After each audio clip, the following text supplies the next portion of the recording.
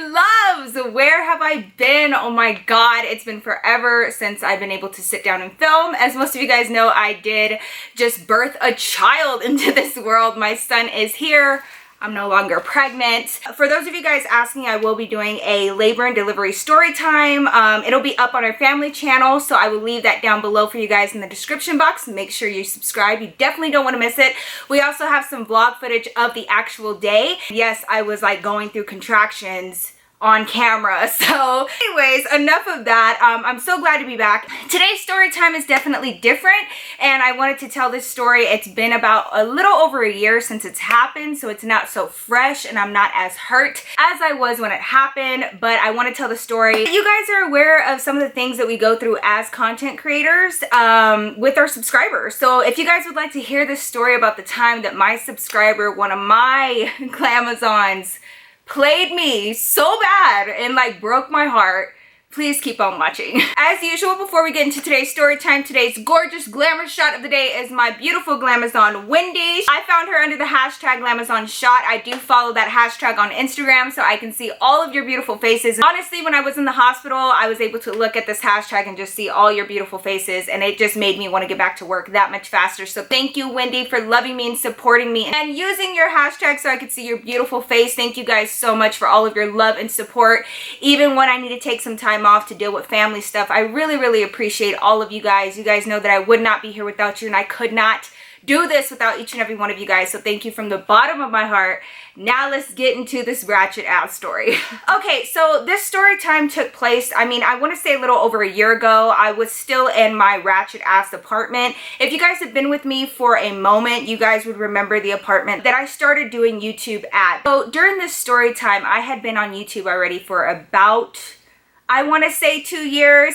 It was a good minute that I was on YouTube before anybody ever gave a shit, okay, for real. And if you don't know, I did start out YouTube trying to get into the beauty community. I don't really want anything to do with it now since it's very messy. I was trying to do the makeup thing, even though I'm not like a huge makeup guru. I'm not makeup artiste, but I was trying it because it was just something that I was interested in and I just wanted a hobby. So I started out YouTube doing that, but during this story, I had been on YouTube about 2 years, and I was already starting my story times and kind of sharing my stories. It was when story times were very new, and it was during this time that I was gaining subscribers really fast. And the first year that I was telling stories, I was blessed enough to gain over 100,000 subscribers in less than 6 months. It was ridiculously crazy. I was just mind blown, and honestly I just felt like I was living a dream.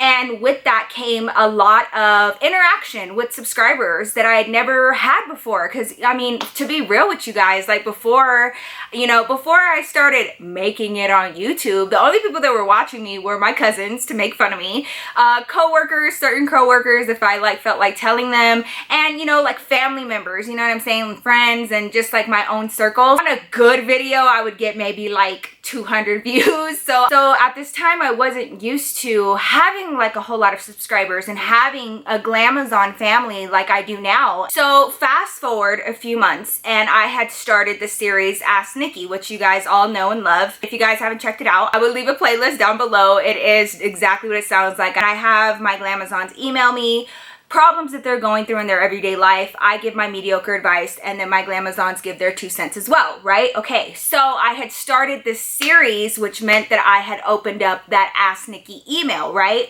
So in the beginning, it's a lot easier for me to manage that email because I wasn't getting so many at once at this time, right?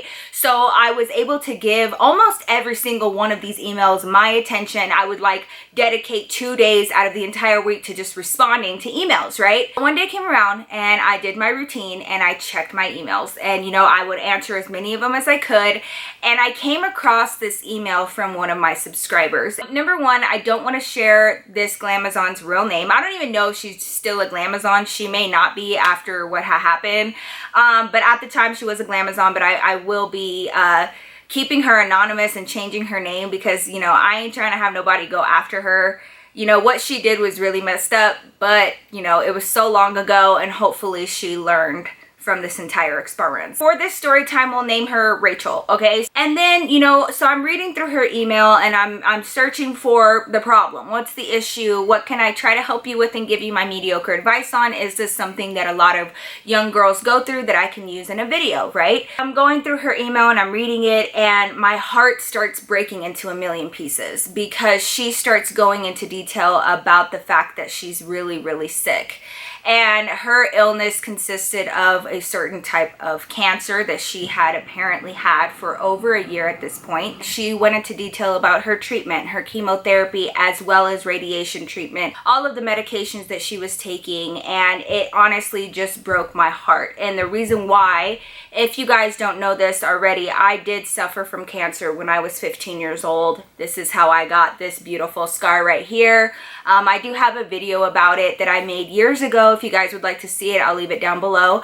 But I was 15 when I went through this. So I was older than Rachel when I experienced this. And by the grace of God, I didn't have to undergo that type of treatment. I can't even imagine how scary it must have been for a 12-year-old or for any child really to have to undergo that treatment and just like go through cancer and being that sick at such a young age. So it struck a chord with me. I keep reading through her email and she, talks to me about how my videos help her, feel better, and she watches them while she's in the hospital, and she's currently admitted. She hasn't been able to go home for a few months, and, she's telling me her whole cancer journey. And you guys, I was sitting there at my computer and I literally was crying. So I continue reading, and she goes through her entire story, and it was a pretty lengthy email, and I read every single word of it. She was 12 years old. Her name was Rachel. She was born and raised here in Denver, Colorado. Most of you guys know that's where I live. She was raised by a single mother. She had 2 siblings.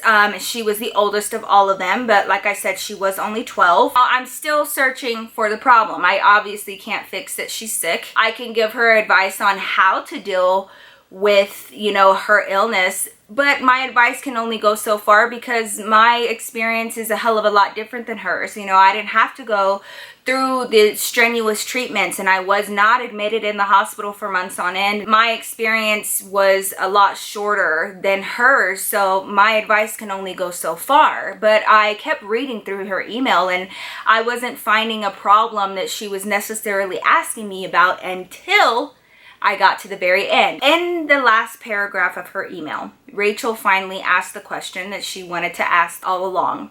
And that was, I know that you live in Denver, and I was wondering if it was possible for you to come visit me in the hospital.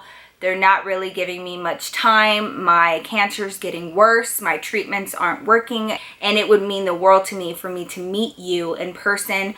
And I just wanted to know if that was possible. Immediately, like without a shadow of a doubt, I was like, absolutely yes. I'm going to like buy her some gifts and get her some balloons and like, do a whole thing and show up at the hospital and just like make her feel better. And if I could just like see her and hug her, like that's all I want to do. And I know that I can't make all of her problems go away, but if I can make her day just a day happier for her, that's exactly what I want to do. Here we go. So my mom and I start coming up with this elaborate plan. We start putting a gift box together. Then my mom was like, the best thing for you to do right now is for you to contact Rachel's mom or her guardian to make sure that they're okay with you visiting, because obviously she's a minor.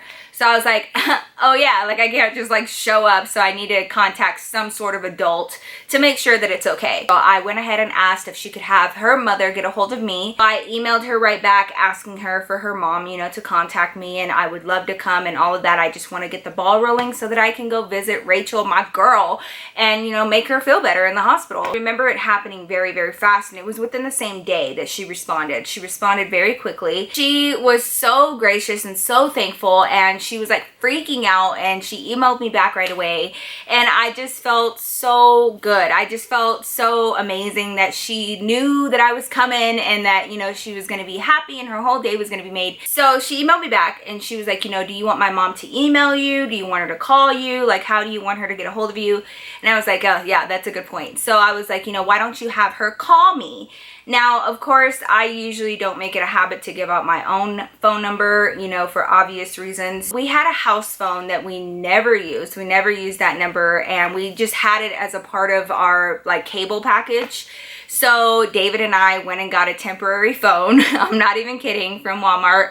Plugged it in, gave Rachel that phone number that I could actually speak to her mom. Her mom could hear my voice and make sure that I'm not like some crazy stranger of a person that's just trying to come visit her underage daughter. You know what I'm saying? So I went ahead and gave her that phone number, and I told her, you know, just have your mom call me, and you know, we can discuss all the details and when I can come visit you, and I can't wait, and I'm so excited, blah blah blah, right? So I sent off that email, and like this is literally happening within an hour, and we're just like emailing back and forth. Fast forward about 2 days, which was weird for me because up until this point my interaction with Rachel had been like this, like we were just like back and forth, back and forth, back and forth. And like I said, I wanted to visit her as soon as possible. I didn't know how she was feeling. I didn't know, you know, if her treatments were getting worse, if she was getting worse or whatever. And I just wanted to go visit her. So my mom and I had put together this gift basket already. Like we got everything ready literally that day. And so I was just waiting on this phone call from her mom so that I knew what hospital she was in, but I didn't know like what room she was in. I didn't know her last name. I didn't know anything. So I was just waiting on this phone call. You guys, like I was for real trying to stay home as much as possible because it was my home phone. So I had to be home in order to answer the phone, obviously. So I really wasn't going anywhere because I was waiting on Rachel's mom to get a hold of me. Still silence, okay? And I seriously, you guys, I was like freaking out, and I felt so bad, like something happened to one of my subscribers and I'm too late, like something, you know, maybe she got really sick, or maybe she's in surgery, or you know, whatever. And then that evening came around and I finally got a call on that phone. I run to the phone the minute that it rings, and I answer the phone, and I'm so excited. I'm like, hello. I just hear silence. Finally, this lady, you know, you could tell that she was older. She obviously was not a 12-year-old. Hi, this is so weird. She's like, is this Nikki? And I was like, yeah. I was like, are you Rachel's mom? No, I'm not Rachel's mom. And I was like, okay. So I was super confused. One, because, you know, obviously I was expecting a call from her mother. Two, who the hell else could this be? Rachel told me that she had other siblings, but she was the oldest of them. So who is this? I was like, you know, I don't know if you know what's going on. And she goes, actually, I don't know if you know what's going on. She was like, and I just want to explain it to you. My heart dropped. Like, what is going on? What are you talking about? I just found out what it was that Rachel has been doing and what she told you. You know, I'm just calling you to let you know what was really going on. And, you know, I just really want to apologize for your time being wasted. I'm just sitting there, and David's looking at me like, what? And I'm like, I don't know what's going on. She kind of stutters. She's very weird and very awkward, and like, I get it. You know, she's like trying to tell me something. She doesn't know who I am. I'm a complete stranger to her. She lets me know what the tea was, and this is what the tea was. First of all, Rachel is fine. Rachel is not sick. She was like at all whatsoever. She was just at school today and like wanted to throw up. I was like, wait, what? Secondly, I'm her older sister. She was like, I saw the email that she originally emailed you. All of it is false. All of it. She was like, we don't have two siblings. She's not the oldest of which. We don't have a single mom. Both of our parents are still together and been married for over 20 years. She was like, she doesn't have cancer. She's never been through anything like that. She was just dying to meet you and felt like her only way to do that was to pretend like she was sick.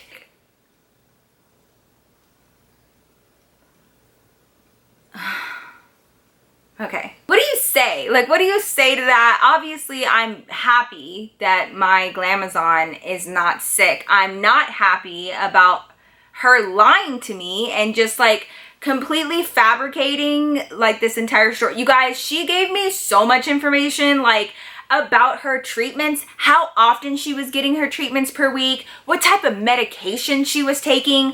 She must have just Googled all this shit. I don't know. She goes, the only reason why I found out is because Rachel came to me freaking out that, you know, Nikki Glamour had gotten a hold of her. She asked me to pretend to be our mom and to, you know, so that she could meet you, and she wanted me to take her to that hospital and like, and be in on this entire lie with her, and I just wasn't willing to do that. I felt really bad, and so I just wanted to call you and let you know what was going on. My sister is not sick. This isn't where it ended, okay? So sister goes on and on. By the middle of the conversation, I'm just like, I just want to get off the phone. Like, I get it. I feel so stupid right now, and nothing but love for your sister, but I don't appreciate being lied to, and like, I get it. I'm a fool. She fooled me. She got me. And then the plot thickens, more so than I thought it could have already thickened enough. I thought that shit was chunky as hell already, but no. When Rachel told me that she had gotten a response from you, I wanted to see everything. And so we had this fight. You know, she's my little sister. I like went into her room, got on her computer, and got into her email. You're not the only YouTuber that she has been contacting with this story. You guys, Rachel had gone into her notes section of her computer, created this entire story, typed it all out, everything, and this little girl was copying and pasting to all kinds of YouTubers and just like anybody and everybody that she could possibly try to get a hold of. She was even putting that shit in DMs, like on Instagram and shit, to try to get a hold of like famous people. Her big sister finds all of this, and she was like, you literally are not the first. You're probably not going to be the last. You're just the only person that responded. I was like the only person that fell for this shit and that responded to her, which sucks because, you know, when you get an email like that, or you get somebody reaching out to you like that, who the hell wants to read something like that and be like, mate, that's probably not true. She's probably lying. I'm just going to ignore it. Like, who wants to do that? But I was literally the only person that fell for it. And like, she dropped that bomb on me, you guys, and I felt so dumb. I just wanted to get off the phone. I just couldn't believe it. I couldn't believe that somebody like made it a point to just like take time out of their day to come up with this elaborate false story. You know, it's interesting because a lot of people accuse me of falsifying my stories because I have a lot of them. And I get it. I get where, you know, people tend to not believe you at a certain point because like, who has that many stories? I get it. Here's the thing. I'm very descriptive in my life, and so I feel like that makes for better stories. My stories are not falsified. I could bring my mom down here, my husband, my brother,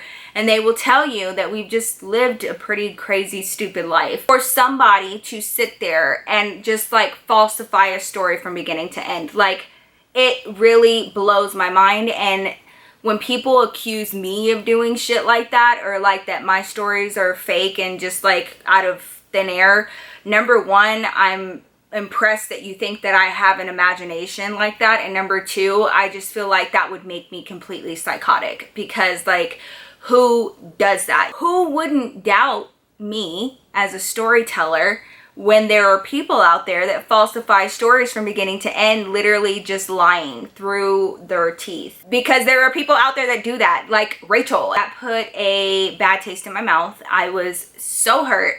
And ever since, it's been really hard for me to read certain emails and know whether or not my Glamazon is being 100% truthful, because there was nothing worse than me like reaching out and me putting together that box and bringing David and my mom into it, and then it just turned out to be a complete lie. And because I knew that feeling, I would never do that to you guys, because like, it sucked ass so much to know that like somebody lied to me like that, you know, like as a whole, like the whole thing was just a lie. Yeah, that is the story about the time that my subscriber played my ass for a fool. She played me like a fiddle, okay? So, please don't lie to me to get my attention. Please, like, I really, now that I've had my son, I really am working hard to put together a meet and greet. If you guys want to meet me, if you guys want to talk to me, I really try to spread myself as thin as possible to get back to everybody, you know, especially with that email. It is really hard. I'm getting about 1,000 emails per day on that email. So if you feel like I'm ignoring you, I'm so sorry. It's not personal. That goes for my DMs and on Snapchat and on Instagram and on Twitter, and I really do try. So just give me a minute and just understand that I'm not purposely trying to ignore you, but please don't lie to me to just like you know, get my attention, because I do see us as friends, and when I know that I'm being lied to, when I find out that I'm being lied to, it really just hurts my feelings. I was getting a lot of emails and going through emails while I was in the hospital after I gave birth to Ezra, and you know, there were just some emails that you kind of look at a little sideways, and so I was like, you know what, why do I feel this way? Oh, that's right, because this shit happened. So I wanted to share that story with you guys. Hopefully you guys, you know, can relate and understand. Let me know if you guys have ever been like, I don't know, catfished or like lied to like that, just blatant, and then you like try to help somebody and then you just find out it was complete lies. So let me know your stories down below. If you guys enjoyed this story time, please don't forget to give me a huge thumbs up. Also, I'm currently working on getting back on schedule as far as story times and Ask Nikki's, because those are like my top priority. Also, David and I are working on some really exciting videos for our family channel, so definitely head over there and subscribe. Hit that notification bell. You don't want to miss it. You guys will meet our son, Ezra, for the first time. I would have him right now. I just feel like it's a lot right now. He's still very little, so I just feel like with all the lights and the noise and stuff, it might be a little too much, but I will be introducing him on the family channel if you guys are interested in seeing him. Don't forget to subscribe to be a part of my Glamazon family. It's always ever growing, and I just have the best family in the entire world, and I would love for you to be a part of it. I missed you guys to the moon and back, and I'm so excited to be back and to be back in front of the camera, so definitely stay tuned for more videos. I love you guys so much, and I will see you guys very soon here on my channel as well as the family channel. I love you guys so much, and I will see you guys very soon. Peace out. Also, I don't want to hear no mess about my Cowboys. I also don't want to hear or discuss the mess that happened this past weekend between us and the Panthers, okay? I refuse to discuss it. I'm not talking about it. Thank you. Thank you very much.